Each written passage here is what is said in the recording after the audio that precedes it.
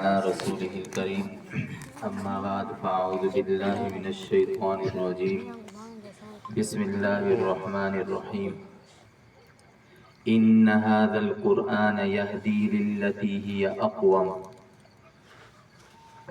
ويبشر المؤمنين الذين يعملون الصالحات أن لهم أجرا كبيرا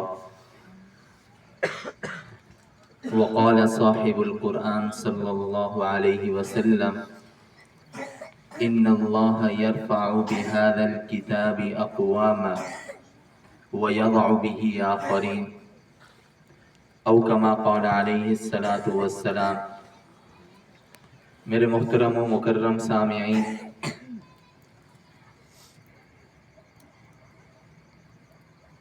تراویح کے اندر قرآن مجید مکمل سنا اور سنایا گیا ہے،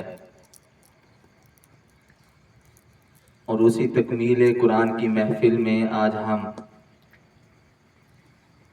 حفاظ کرام کو اور سننے والے نمازیوں کو مبارکباد دینے کے لیے جمع ہیں، اور اس مبارک موقع پر، جس موقع پر دعاؤں کی قبولیت قرآن و حدیث سے ثابت ہے،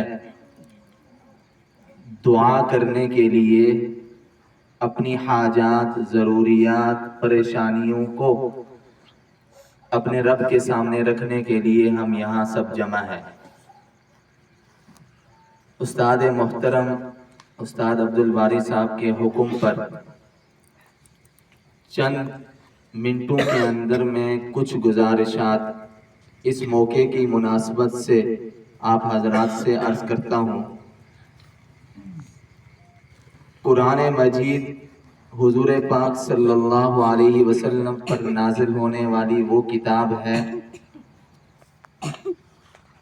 کہ جس طرح پیغمبر اسلام صلی اللہ علیہ وسلم میرے اور آپ کے پیارے نبی صلی اللہ علیہ وسلم کی نبوت اور شریعت قیامت تک کے لیے ہے، اسی طرح یہ قرآن مقدس، یہ کتاب مقدس بھی کتاب ہدایت، یہ قیامت تک کے لیے ہے۔ حضور پاک صلی اللہ علیہ وسلم کی ذات اقدس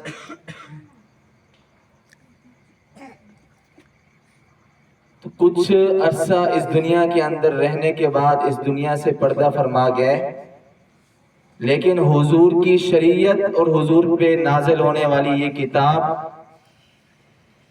قیامت تک کے لوگوں کے لیے سامان ہدایت فراہم کرتے رہیں گے۔ حضور پاک صلی اللہ علیہ وسلم کو اللہ تبارک و تعالی نے بے شمار معجزات عطا فرمائے تھے۔ معجزات کا مطلب، معجزے کا مطلب عاجز کر دینے والا، جس کو نبی کے علاوہ کوئی اور پیش نہ کر سکے، لوگ اس کو پیش کرنے سے عاجز آ جائیں، جو صرف نبی کے ہاتھ پر یا نبی کی موجودگی کے اندر ظاہر ہو، اس کے علاوہ ظاہر نہ ہو سکے۔ تو حضور پاک صلی اللہ علیہ وسلم کو جو معجزات عطا کیے گئے تھے، سب سے بڑا معجزہ یہ قرآن مجید کا معجزہ ہے، جو حضور کی زندگی کے اندر بھی لوگوں کو عاجز کرتا رہا اور قیامت تک لوگوں کو عاجز کرتا رہے گا، کوئی اس کی مثال پیش نہیں کر سکتا۔ اور لوگوں نے باقاعدہ کوشش کی کہ اس جیسا کلام وہ پیش کرنے کی جسارت کریں، لیکن اپنی زندگیاں ختم کر دی، لیکن اس جیسا کلام، بلکہ اس قرآن مجید جیسی ایک سورت، بلکہ اس قرآن مجید جیسی ایک آیت پیش کرنے سے بھی عاجز رہے تھے۔ اور جنہوں نے کچھ زیادہ جسارت کر کے پیش کی بھی، تو دنیا نے انہیں ایسی ملامت کی کہ خدا کے بندے اگر پیش کرنا بھی تھا تو اپنا مذاق تو نہ بنواتے، یہ کیسا کلام پیش کر دیا، کہاں اللہ کا کلام اور کہاں تمہارا کلام، دونوں کے درمیان کوئی ربط نہیں ہے، دونوں کے درمیان کوئی مناسبت نہیں ہے۔ تو میرے محترم بھائیو دوستو بزرگوں، علماء کرام فرماتے ہیں انسان کا یہ جو جسم ہے یہ دو چیزوں کا مرکب ہے. ایک انسان کا جسم ہے، دوسری انسان کی روح ہے. جسم ہمیں نظر آ رہا ہے اور روح نظر نہیں آ رہی، لیکن روح کے اثرات نظر آتے ہیں. جس انسان کے اندر روح ہے اس کے جسم کے اندر حرکت، وہ بول بھی سکتا ہے، وہ چل پھر بھی سکتا ہے، وہ سوچ بھی سکتا ہے، وہ کچھ کر بھی سکتا ہے.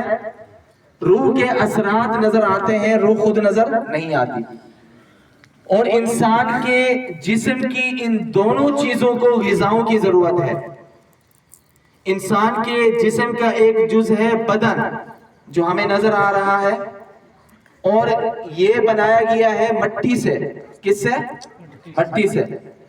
اس کی جو ضرورت پوری ہوتی ہے وہ مٹی سے ہی ہوتی ہے.